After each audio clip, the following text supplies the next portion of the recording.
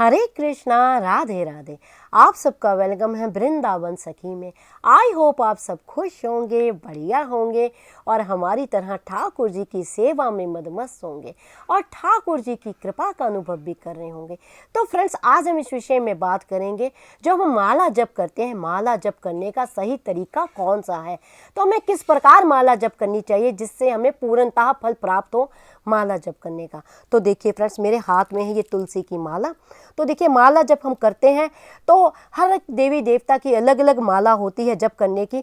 तो देखिए, जो राम कृष्ण विष्णु की पूजा करते हैं वो तुलसी माला पे पूजा करते हैं। सबसे पहले आप ये देखिए, तुलसी माला किस तरह की होती है। जो ओरिजिनल तुलसी माला होती है उसमें कहीं ना कहीं कोई ना कोई दाग होता है। आप देख रहे हैं, ये मेरे पास भी है। तो ओरिजिनल तुलसी माला की यही निशानी होती है कि वो उसमें दाग होता है। अधिकतर लोग लकड़ी की माला दे देते हैं तुलसी माला कह के, पर वो लकड़ी की माला जो होती है बहुत हल्की होती है। पकड़ने में आपको पता लग जाएगा कि तुलसी की माला भारी होती है और लकड़ी की माला होती है हल्की। तो तुलसी माला में कोई ना कोई दाग होता है। तो तुलसी माला का जप हमें किस प्रकार करना चाहिए, तो पहले तो मैं आपको ऐसे दिखाती हूँ कि तुलसी माला का जप हमें किस प्रकार करना चाहिए। तो देखिए, इस तरह से ये 2 उंगलियां लीजिए आप। इस उंगलियों में इस प्रकार तुलसी माला को रखिए। ये 108 दाने की तुलसी माला होती है और 9वां होता है समेरू। तो तुलसी माला में कभी भी समेरू को नहीं लांघना चाहिए। ये पाप, ये दोष होता है, माला जप करने का दोष होता है। ये समेरू इसीलिए बनाया गया होता है जिससे पता लग जाए कि आपकी माला पूरी हो गई है। तो इसलिए समेरू को कभी नहीं लांघना होता। तो इस तरह से आपने ये 2 उंगलियां और ये 3 के अंदर से, ये देखिए, इस तरह से आपने माला जप इस तरह से करनी है। ये देखिए, ये ऐसे तरह माला को आप घुमाते जाएंगे। जो भी मंत्र आपके गुरुजी ने आपको दिया है, ये जो भी मंत्र का आप जप करते हैं, तो इस तरह से आपने तुलसी माला को इस तरह से आपने ये 2 उंगलियों और अंगूठे में, ये उंगली और ये उंगली, ये कभी भी माला जप करने में नहीं यूज होती है। ये माला जप करने में अगर इसका हाथ लगता है तो ये जो है माला जप अशुद्ध हो जाती है। तो इस तरह से आपने माला जप करना है। तो इस तरह से माला जप करते करते जब आप यहाँ पे आ जाएंगे तो देखिए, ये आप फिर दोबारा वहाँ आ गए। तो आपने जब माला को आपने घुमाना है तो आपने समेरू को नहीं लांघना है। आपने इसको इस तरह से, आप ध्यान से देखिए, ये माला है, इसको घुमा के ऐसे, यानी कुछ लोग क्या करते हैं, माला जब करते हैं तो समेरू को लांघ के फिर आगे से शुरू कर, ऐसे नहीं करना। यहाँ पे माला आपकी अगर समाप्त होती है, ये देखिए, ये 108 मणिके की हमने माला जब कर ली, यहाँ पे खत्म होगी। अब हमें दूसरी माला फेरनी है। तो आपने इसी तरह से ये माला को इस तरह से घुमा लेना है, फिर इस तरह से शुरू हो जाना है। इसी तरह ये क्रम में आपने माला करनी है। और एक बात का आपने माला जप करने में विशेष ध्यान देना है कि माला कभी भी नंगी माला, यानी खुली माला, सरल भाषा में बोलूँ तो खुली माला कभी भी जप नहीं करते हैं। माला को हमेशा गोमुखी, यानी किसी तरह की झोली में, ये देख रहे हैं मेरे पास ये ठाकुर जी की झोली, आप कोई भी झोली, ये नहीं कि आपने यही लेनी है, किसी प्रकार की भी आप झोली ले सकते हैं और उसके अंदर आप माला को इस प्रकार डालिए। ये देखिए, जिस प्रकार मैंने डाली है इस तरह से माला को डालिए और फिर इसी तरह से इस माला को हाथ में लीजिए जिस तरह से मैंने पकड़ा। ये देखिए, ये पहला मन का, इस तरह से हाथ आप अंदर कर लीजिए। और ये देखिए, ये माला में इस तरह से उंगली दी गई, निकालने के लिए जगह दी गई होती है, यानी ये उंगली को माला में नहीं लगाते हैं, ये ब्रह्म उंगली होती है, ये माला को जप करने में यूज़ नहीं होती। फिर अंदर से आपने उसी तरह से माला को घुमाना है।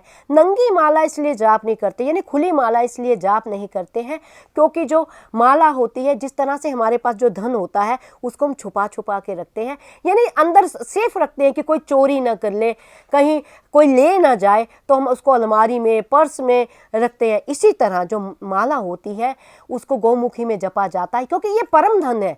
ये कोई आम धन नहीं है, ये हमारा परम धन है। ये धन तो संसार में रह जाएगा, जब तक हम जिंदा हैं तब तक ये धन हमारे काम आएगा। लेकिन माला धन जो है, हमारे जाने के बाद भी ये धन हमारे परम कार्य आने वाला है। आगे जाके भी हमारे जन्म जन्मांतर कार्य आने वाला ये धन है, इसलिए इसको छिपा के रखते हैं। जब किसी की नज़र इसके माला जप के ऊपर पड़ती है तो कहते हैं आपके पुण्य आधे वो ले जाते। ये ऐसा मैंने संतों से सुना है कि अगर आपकी माला को कोई, इसी माला किसी को दिखानी नहीं चाहिए। माला जब कोई देख लेता है तो आपका जो ये धन है आधा उसको मिल जाता है। यानी आपके जप की, मान लीजिए आपने 11 माला की है, 5 माला की है, तो आधा माला जप करने का फल जो है उसको प्राप्त हो जाता है। तो इसलिए तो आप प्रयास करें, जब माला जप करते थोड़ी सी हृदय के पास लेके इस तरह से माला जप की जाती है। तो ये वैसे तो ये साथ में दिया होता है, आप चाहे तो गले में भी इसको डाल के इस प्रकार, जिस तरह देखिए मैंने डाला है, इस तरह से हृदय के पास लेके इसको इस तरह से जप कीजिए।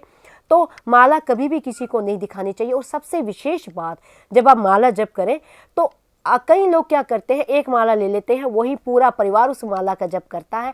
ये कार्य गलत है। माला अपनी होनी चाहिए। माला एक व्यक्ति की होती है जिस पे आप जप करते हैं। तो यानी आसन एक और माला एक। कभी अपना आसन भी किसी को नहीं देना चाहिए, यानी किसी का आसन यूज़ नहीं करना चाहिए, और कभी किसी की माला भी यूज़ में नहीं करनी चाहिए। हमेशा अपनी ही माला होनी चाहिए, अपना ही आसन होना है, क्योंकि जब आप माला को जप करते हैं, जप करते करते आपका मंत्र भी सिद्ध हो जाता है और आपकी माला भी सिद्ध हो जाती है। जब सिद्ध की गई माला आप किसी दूसरे को जप करने के लिए दे देते हैं तो उसका फल वो दूसरे को मिल जाता है। आपका जो कमाया गया धन है, यानी जो जप करा हुआ वह वो दूसरे को मिल जाता है। तो इस बात का विशेष ध्यान रखें, और कभी भी ये उंगली आप माला में ना लगाएं, और माला को हमेशा आप गोमुखी यानी गुत्थी में ही जप करें। तो आई होप आपको पता लग गया होगा किस प्रकार माला जप आपको करना चाहिए, माला जप करने का सही तरीका क्या है। फिर भी अगर आपके मन में किसी तरह का कोई प्रश्न, कोई क्वेश्चन, कोई क्वेरी हो तो मुझे आप कमेंट बॉक्स में लिखिए। जितना मैंने संतों की वाणी से सुना है, जितना मैंने अध्ययन किया है, और जितना मैंने ठाकुर जी के प्रेम में पाया है, रसिकों के संग से पाया है, उसके अकॉर्डिंग ही आपके प्रश्नों का उत्तर मैं आपको देती हूँ। और अगर आपको ये वीडियो अच्छा लगा हो तो इस वीडियो को लाइक करना, शेयर करना, सब्सक्राइब करना ना भूलें। हरे कृष्णा, राधे राधे।